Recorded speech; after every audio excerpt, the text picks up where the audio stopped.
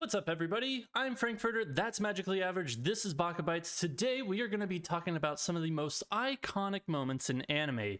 Next week, or this coming Sunday, Luffy's going Gear 5. I don't know if you've seen the news, but it's happening. The next gear is coming out for good old Mr. Luffy, and if you don't know what that means, it's probably because you haven't watched One Piece, but it's okay. It's hype as shit, and everybody's excited. We are going to talk about, again, some of the most iconic moments in anime, but before we get into it, I owe a friend a couple shots because I lost a bet, and don't do bets, kids.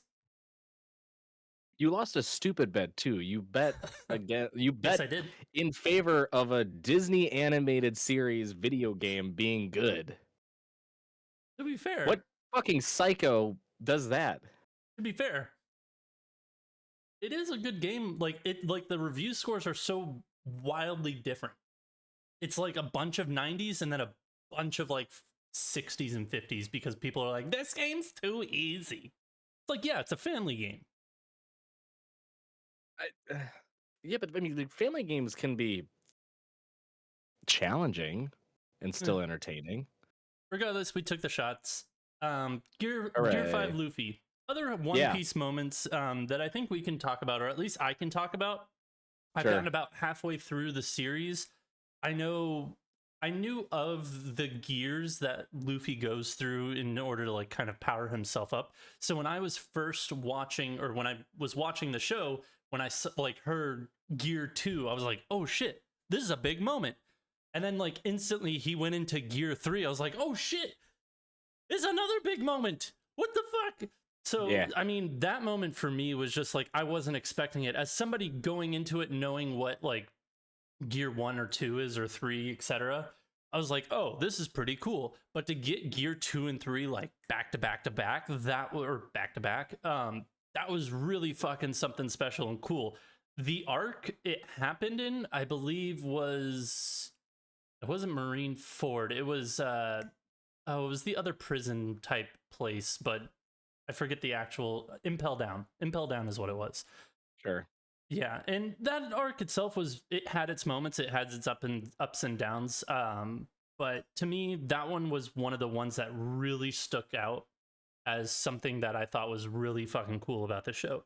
There are other Yeah. moments throughout the show that are like, holy shit, this is like so memorable, this is iconic, and I think one of the biggest ones is the rescuing Ace, or the failure of rescuing Ace, in which Ace dies. That fucking Ooh! I know, spoilers. Woo. This is only for about like the first half of One Piece, for like the first 500 episodes. Um with that happening, that one, like, cuz that arc, I had known a few things. I was like, okay, I think that this is going to happen. I didn't know for sure. When they actually got him off the like chopping block, so to speak, of like the execution platform, I was like, fuck yeah, cool, he's gonna live. And then he doesn't. He becomes a literal human donut, and it's sad and junk. But I think that Yeah. that was something that lived up to the hype, because like that arc specifically is so fucking good and has so many great moments, with that one just being like one of the most iconic moments. But that's all One Piece knowledge that I really have. Look forward to Gear 5 Luffy on Sunday. Magically Average, what do you got for me? I mean, there's a lot that I can pull from. The reason that I wanted to talk about this topic specifically is because I've been seeing for the last, like, honestly, it feels like a month. Everyone talking about, like, oh, Gear 5 Luffy is going to be just as hyped as Goku going Super Saiyan for the first time. They're like, it is on that level, if not even higher. It is going to be the next just tier in terms of like animation, fight sequences. It's gonna blow everyone's mind. And I'm like, that's cool and all, but what's gonna happen after? Like, there's gonna be like this really weird, awkward period where people are gonna be like, all right, cool, what next? Like, Yeah, so how do you go, just as keep everyone along after just hitting that moment? Because I feel like in Dragon Ball, you had the Super Saiyan moment against Frieza, and everyone's like, "Whoa!" And then there's the lull period, and then after Frieza is Cell, I think, right? or Cell before Frieza. I can't remember. I can't ever remember the sequence in Dragon No, Ball. There's it's so many fucking Frieza. It's episodes. Frieza then Cell. Right. There's Frieza then Cell. It's And Frieza Cell Cell was Boo. Frieza Cell Boo. yeah. And Cell was okay. Like the androids were fun. At least I found them to be interesting. The fight was like, it was okay. And then Boo is just goofy as shit because they get turned into food and then he eats like the entire planet basically. And you're like, this is dumb as fuck. So it just I'm worried as someone who's not watching One Piece. I am actually worried for One Piece fandom that like Gear 5's gonna hit. It's gonna be an amazing moment, and then you're just gonna be like, all right. I I don't know what to do can myself answer now. a little bit about this and tell you why. Like, there's more to look Well, forward to. please mansplain it to me. No. There's more to look forward to for the fact that, if I'm remembering correctly, Devil Fruit users have 7 transformations. So this is like number 5 out of 7, theoretically. So there's more to come. Like, there's more to show off. And I mean, we're in the final arc. So at this point, it's like, leave nothing on the table, show everything. So I think that this is just going to be not necessarily a blip, but this is going to be like one of those big hype moments that leads into another big hype moment, because we are in that final chapter. Oda has to give us that final like push of like, this is why you should care about One Piece. This is why it's a masterpiece. This is why I'm going to forever cement my name and this series into the like media hall of fame. I'm not even going to say anime hall of fame, just media in general, because I am halfway through the show. And I'm reading for all intents and purposes, I'm actually continuing to read the series rather than watch it, because I'm at Punk Hazard right now, and it's basically an episode per chapter, if that. And boy, howdy, like I've done that for the past 2 arcs, and it's horrible. Insane to me. Yeah, the pacing is absolutely horrible, and it only gets worse. Like I think it's the Cake Island thing, whatever is next. Or Dressrosa. Dressrosa's next. And there are more episodes than there are chapters. And then it only gets even worse. You go into the Cake Island, which is even worse. And then I think Wano is even worse than that. Like, it only goes kind of downhill with the pacing. It's just like, I want to watch it, but at the same time, I don't have the patience for that at all. Yeah.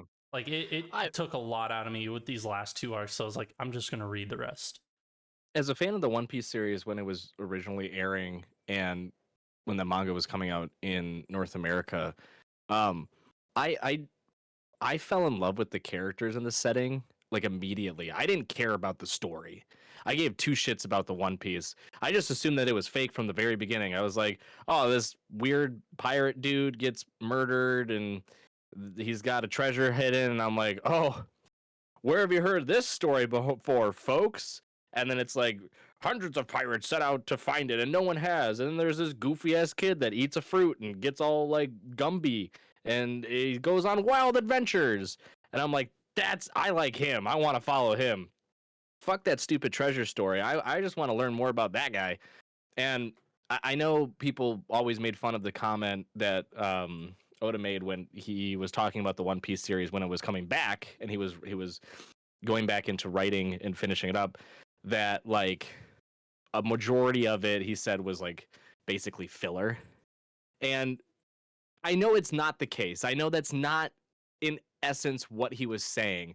He was saying that he fell in love with the characters that he was creating so much that he wanted to give them the time and opportunity to evolve and grow. And I can appreciate that, because as someone who does actually and did actually enjoy the One Piece series, but I just don't have the time nor patience to get back into it at this point in life. I'm sure I will when it's finally done. Theoretically next year, dude. Yeah, no, I know. I mean, maybe not exactly right when it's done, but hopefully soon after. But the piece that I enjoyed the most were the characters in the setting, and I liked them just going on adventures. Like, I know we've ragged on other anime that have done that, specifically like the one that comes to mind is Demon Slayer season 1, where it's like, oh, okay, adventure and then recovery and then adventure and then recovery and then adventure and then recovery, and then the season ends and we're like, it was an okay season, but it was just nothing special. But that is what I feel like is the true core of One Piece, is that you you are a traveler with this gang of pirates going from island to island, basically terrorizing the government Just everywhere you go. dismantling it. Yeah. Yeah, and you're part of this band of like misfits that are just that's all they do is they just go island to island and start a new adventure. Yeah. And you fall in love with those characters and you fall in love with even like the random people you meet on the island and the island itself. Like they're always really cool and unique. So I I feel like that's all to say though that like One Piece, it was more about the adventuring part than anything.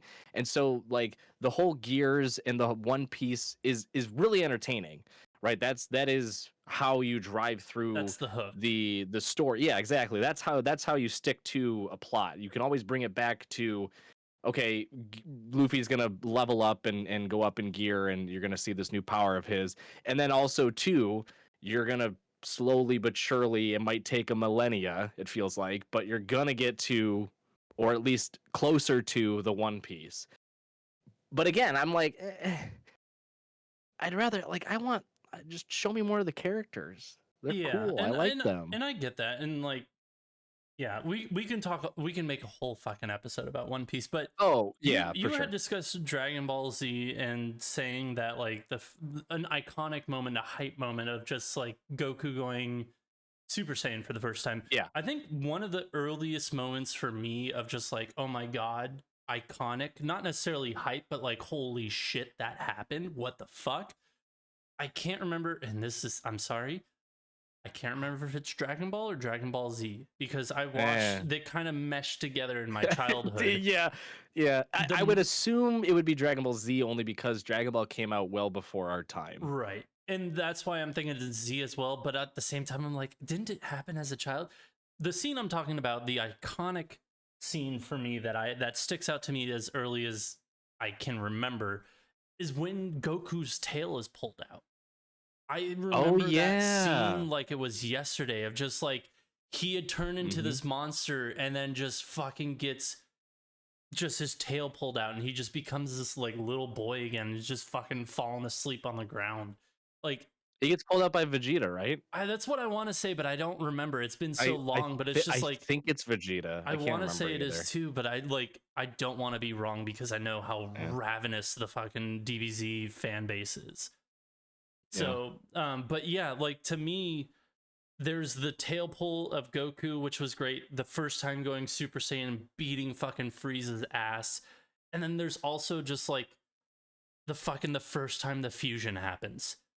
Fucking Gotenks and oh yes, it's Gohan and Trunks. Trunks, yep. Gohan and Trunks just doing the fusion. To me, that was just fucking mind blowing. Well, and that was in the Majin Buu one, right? Yeah, that was that.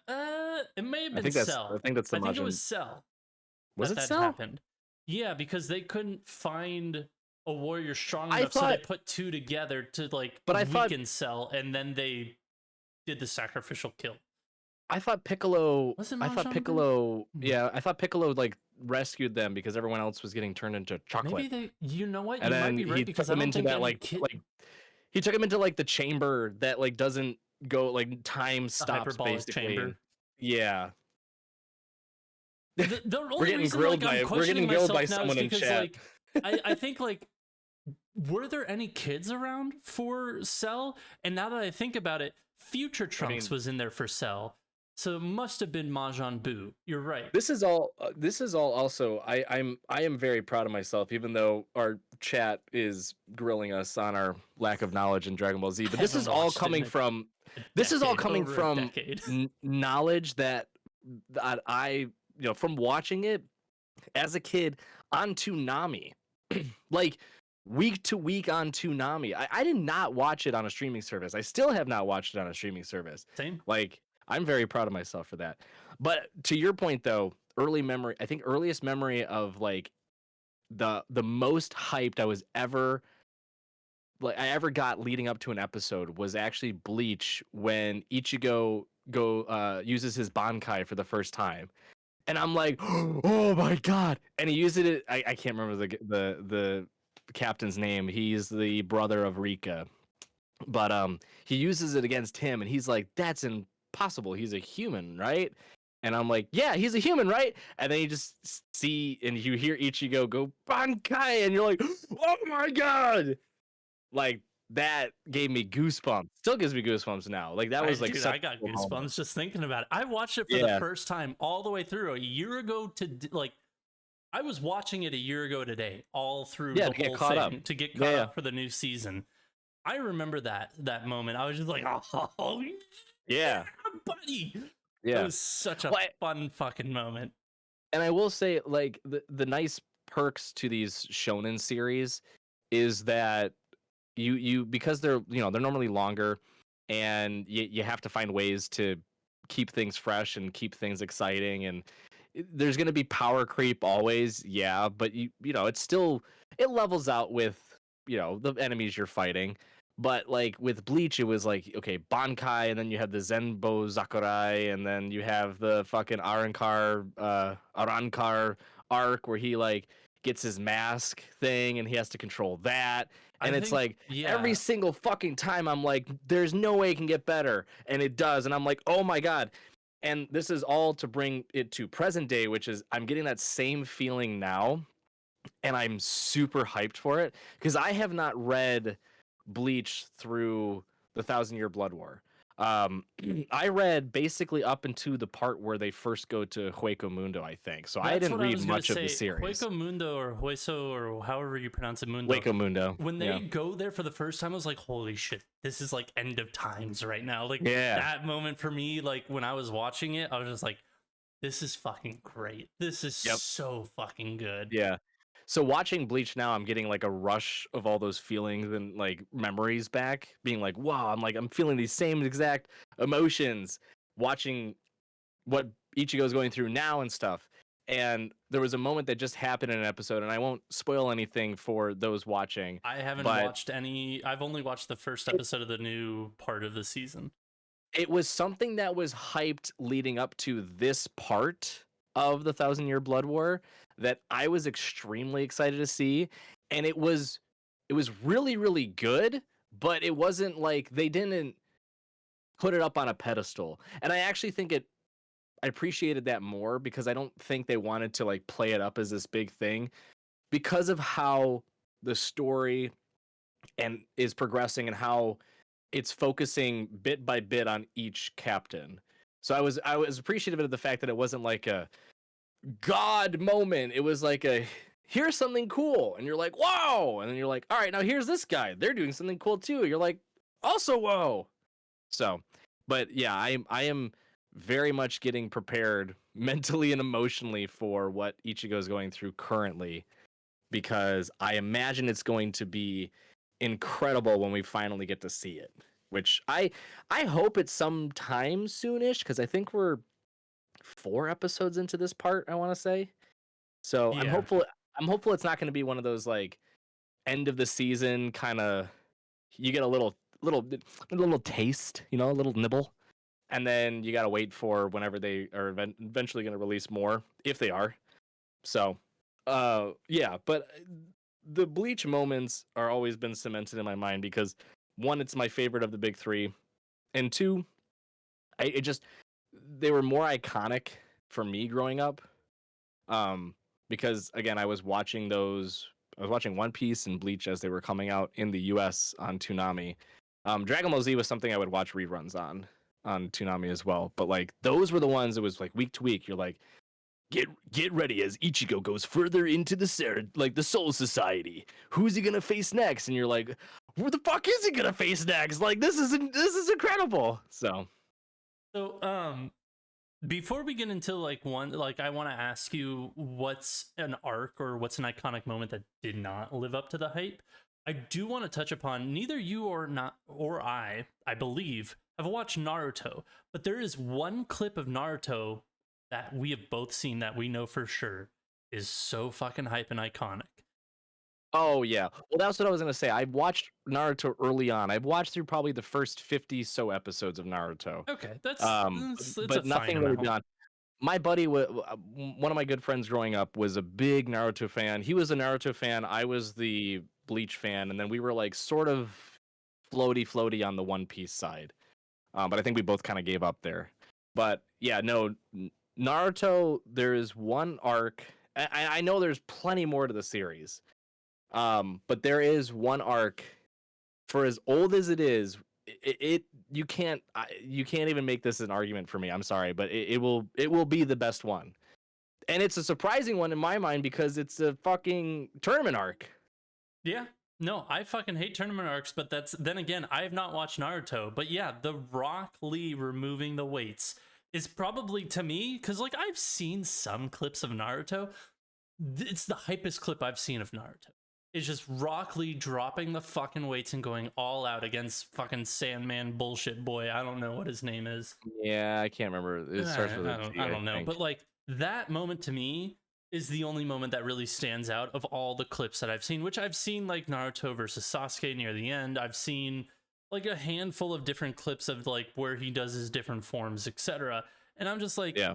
Nothing really lives up to that excitement that I saw of just like this bowl cut bullshit character just dropping weights, causing an explosion, and everybody being like, what in the absolute fuck is about to happen? And just going ham.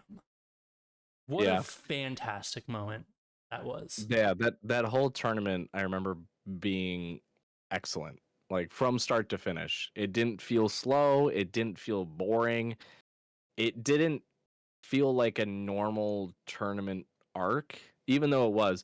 And I think it's partly due to the fact that it was like and I think this is probably the one weak spot I have when it comes to being harsh on tournament arcs, is it was the Shunshin exams, I think it's called. Shunshin exams. I want to say that's how you pronounce it. I can't remember. For Naruto? I have no fucking clue. Yes. I think it's the Shunshin exams. Sure. But it was like it was when they were in class, right, to become ninjas basically and a part of the different villages, right? And they went through the whole like, okay, you're fighting against different villages and to, basically become the rank of a ninja.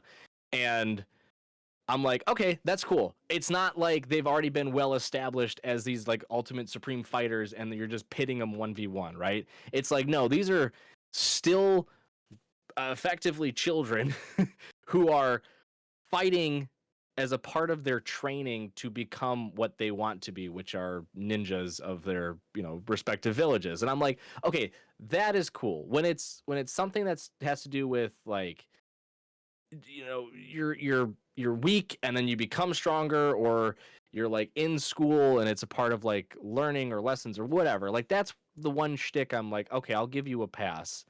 But most of the time, tournament arcs, I'm like, ugh, just skip. But yeah, no, the Naruto one, especially the Rock Lee scene, will forever and always be cemented as a very, very iconic, if not the most iconic scene. I feel like that people will remember. Yeah, and I feel like when you think of iconic anime moments, a lot of Shonen Jump anime are going to come to mind. Like we've only exclusively talked about Shonen Jump. Is there something outside of Shonen Jump that was either positive or negative in your opinion that you were like, this is great, or this was just what the absolute fuck? Well, so because there is one for me, and I don't know if there is for you. Sorry. It's hard because it's hard from the standpoint that what we're talking about right now are like moments that were hyped, right? And a lot of the shonen series, they have the source material out. Like, I mean, the Gear 5 stuff is a prime example, right? Like the material for Gear 5 has been out for a while now, and we're now just getting to the point where it's going to be animated. So people who had been reading it had already known. You could talk about the same thing with Attack on Titan when it was the rumbling. People already knew. It was just a matter of when they were going to actually animate it, right? So for series that either don't have source material or the source material is not widely available, like you can only get it physically or you have to find scans, hopefully like online. It's hard to say, or it's, even just series that not a lot of people read just in general. Like it's not widely popular manga for reading.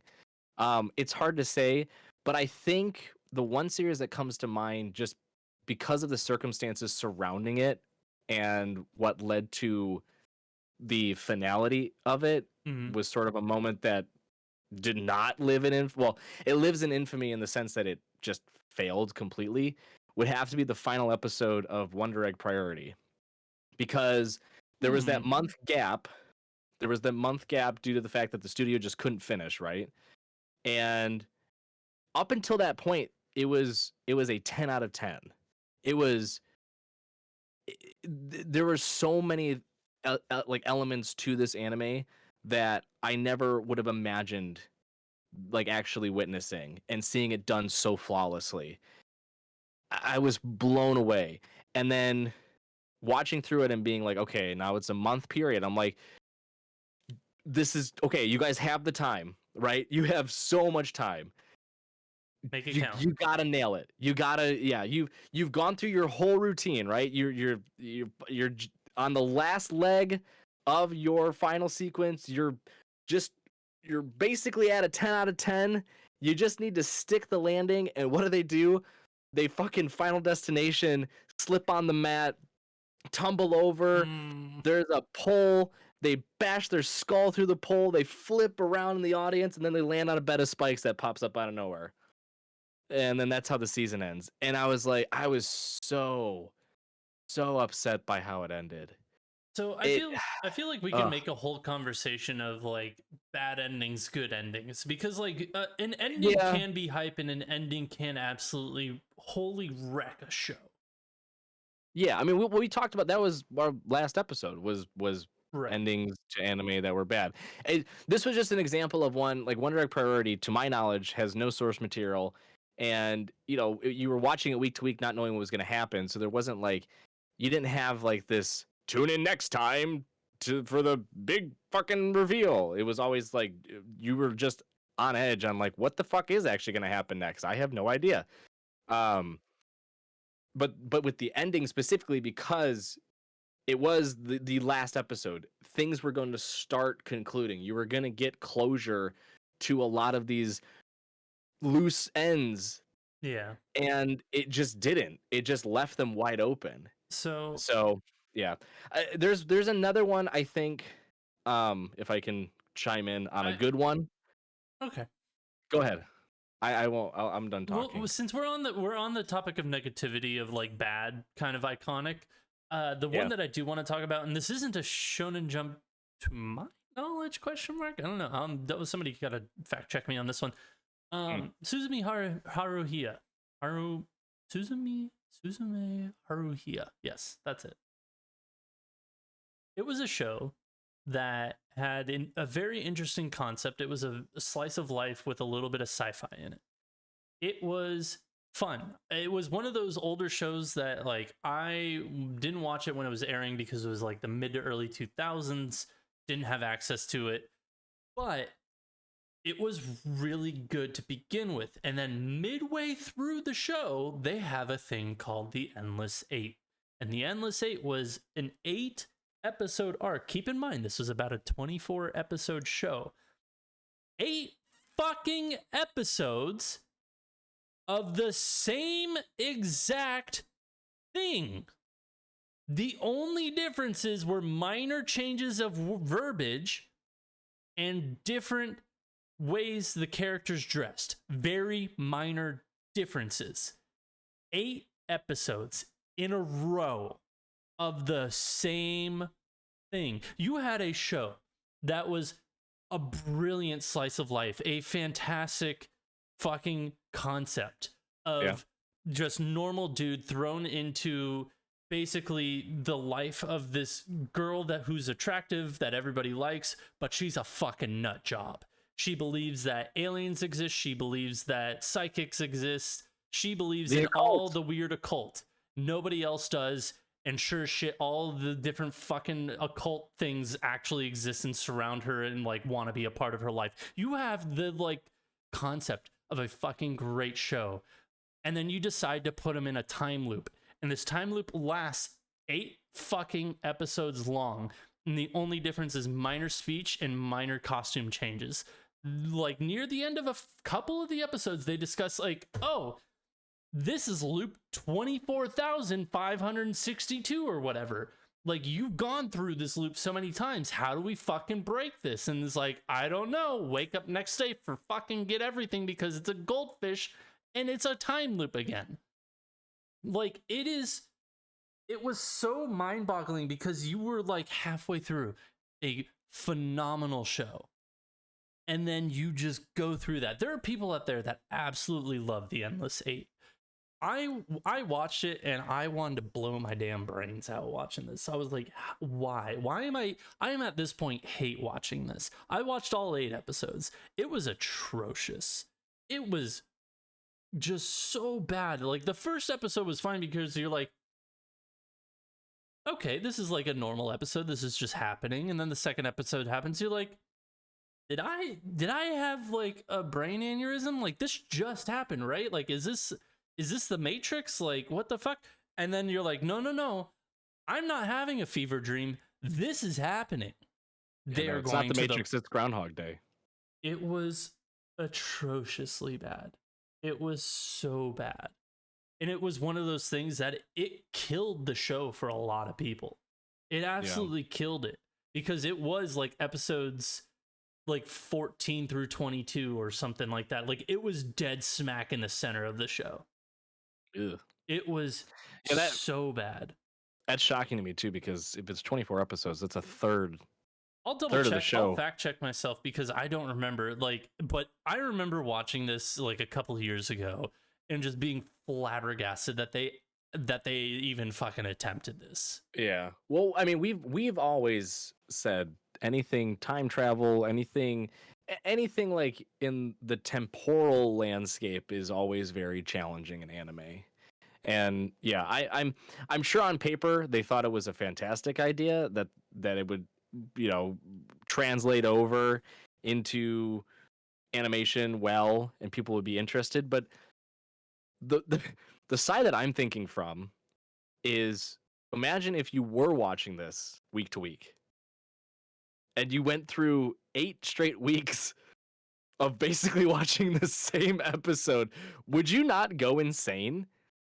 Would you not just start like, here's the real fucking kicker. I would have started writing actual letters and mailing them to the studio to be like, I am going to break every single bone of your body if I have to watch this goddamn episode again for the 327th time.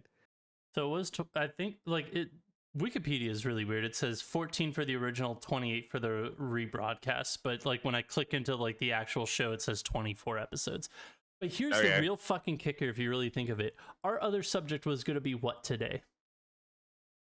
The market of anime and manga? Talking about, should you buy physical media? Well, yeah. Do you remember how many episodes were on a singular DVD of anime back in the day? Back in the day? So this is DVD, not Blu-ray. This is DVD, not Blu-ray. Back in the early 2000s. Early to late 2000s. It could only be 4, right? Like 4 episodes? You had 2 full fucking DVDs of the Endless Eight to sell to people. Yeah. I would have snapped both of them in half.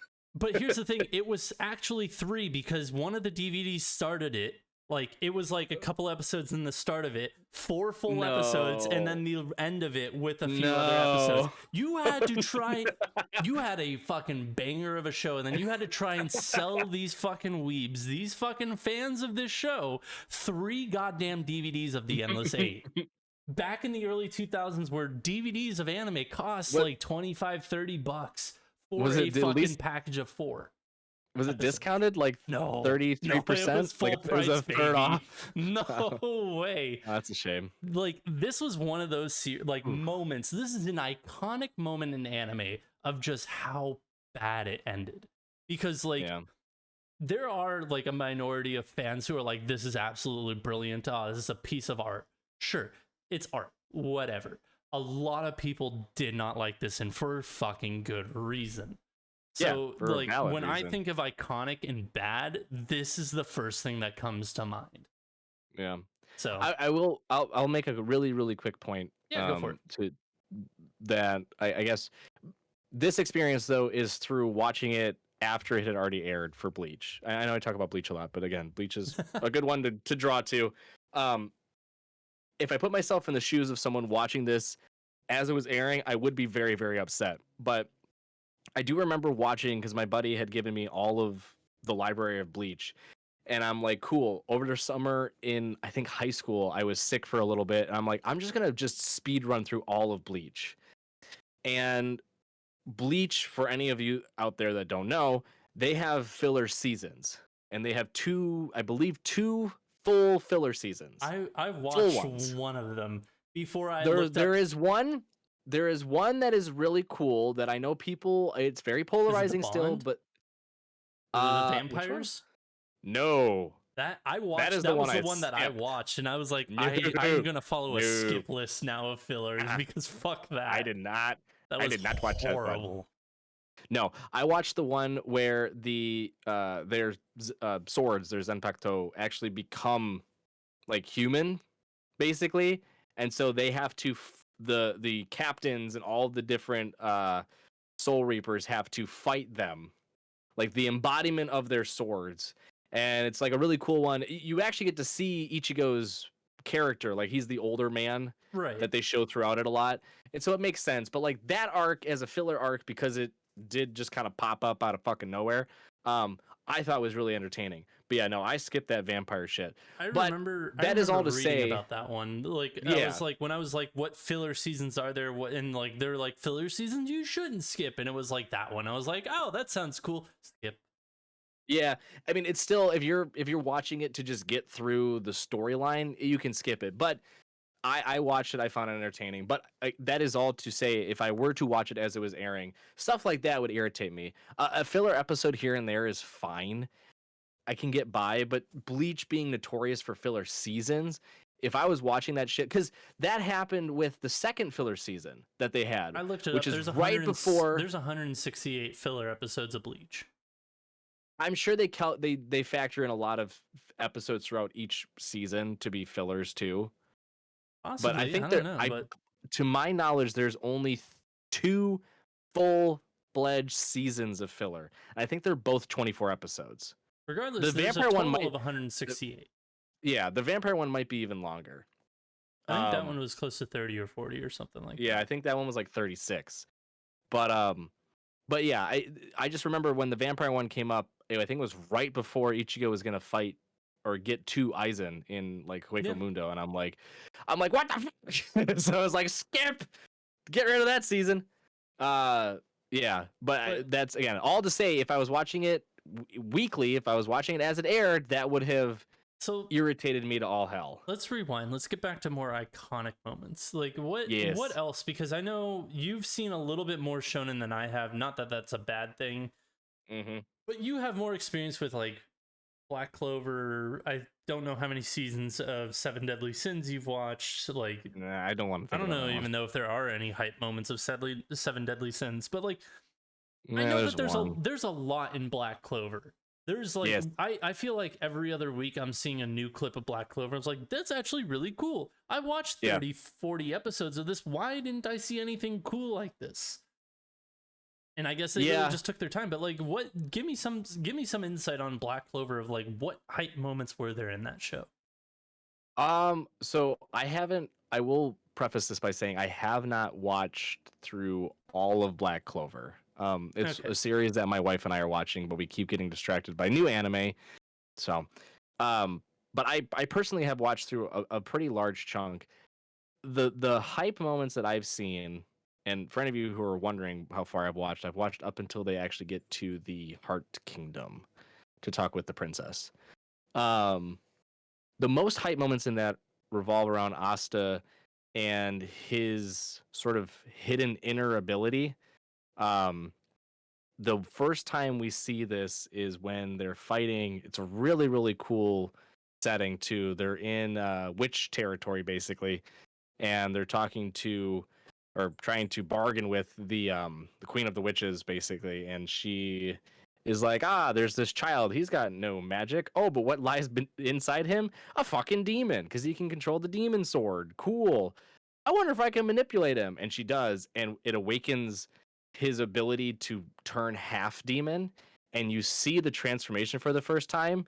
And it's not an ideal scenario, right? Because he's getting fucking mind controlled, and she's like, why don't you just go murder your friends. That'd be kind of cool to see. Go on and do it. That'd be pretty neat. So like you have this inner struggle of like, woohoo, Demon Asta, and then you're like, oh fuck, everyone's gonna die.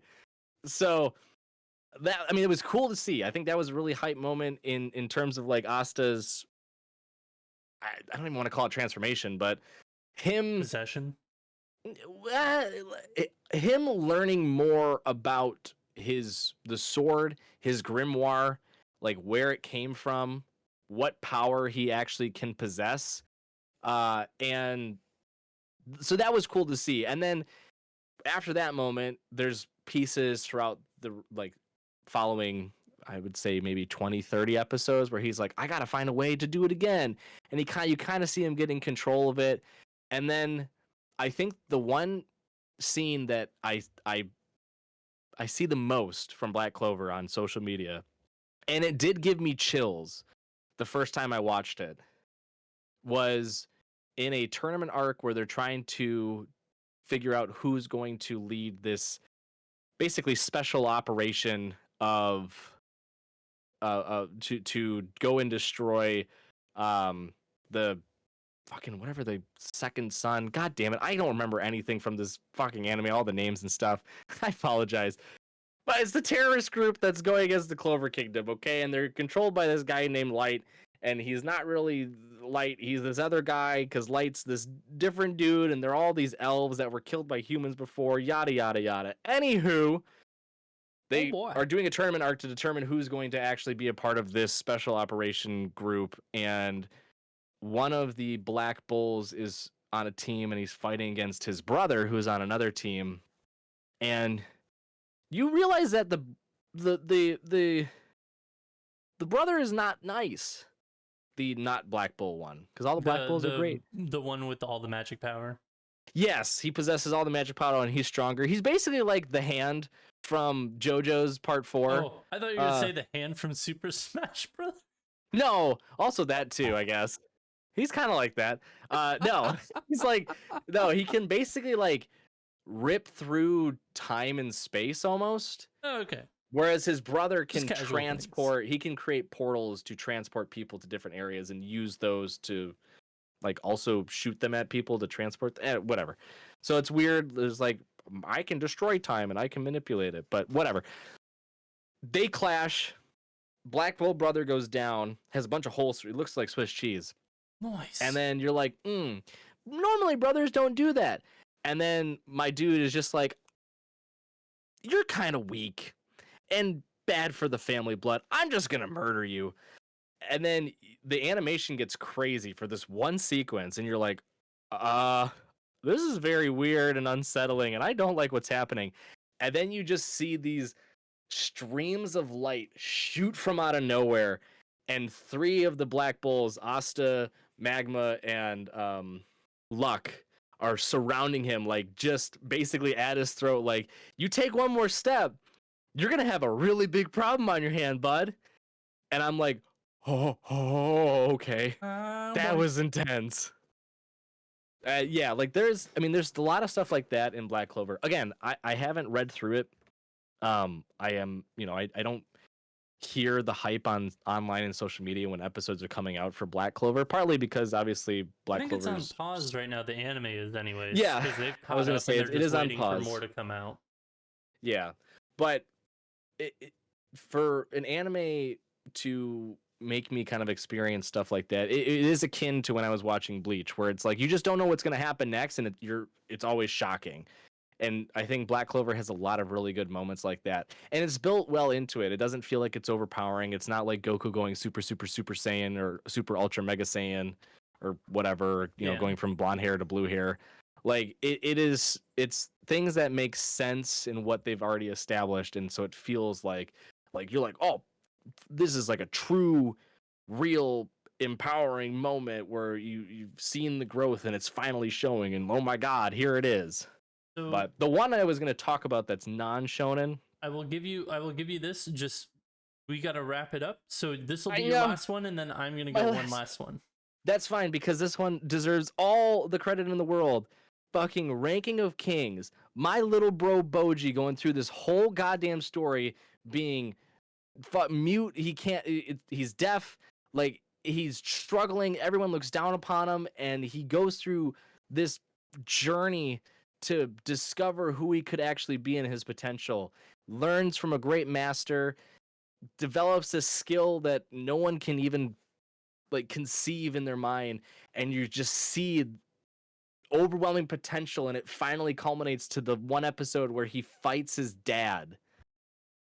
And just the sequence of events that transpires is immaculate. Like, I guess I gotta watch it because I thought his dad was dead, so he was fighting a ghost of his dad.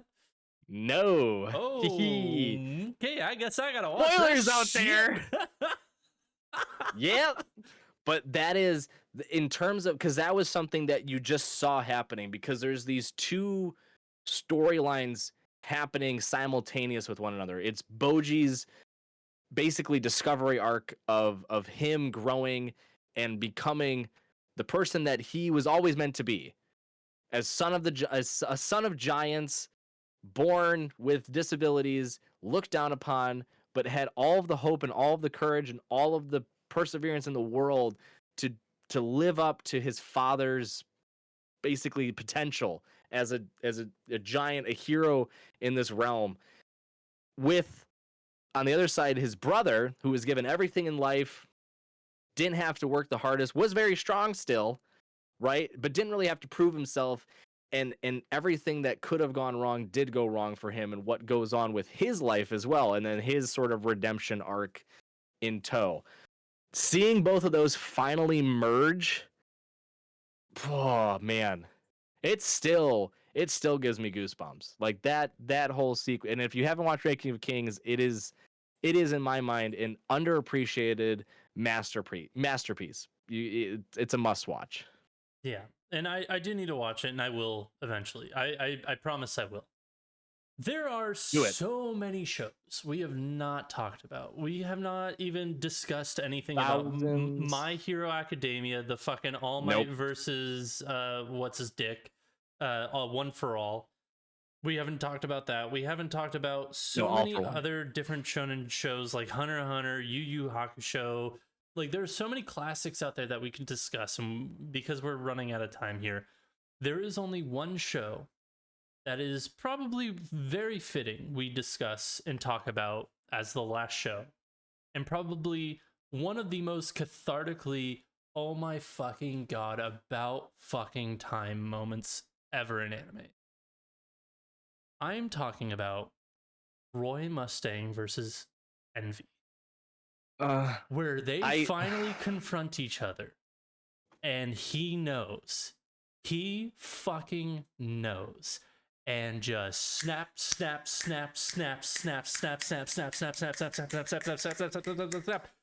The fucking just cathartic, oh fuck yes, fuck that guy up, put every fucking flame you have throughout all of his body, airbend the fucking air out of his lungs. Just the hype moment around that scene is just one of the things that I think that makes that show just like, I mean, the show itself is just speaks for itself. It is a god tier show. It is a great show.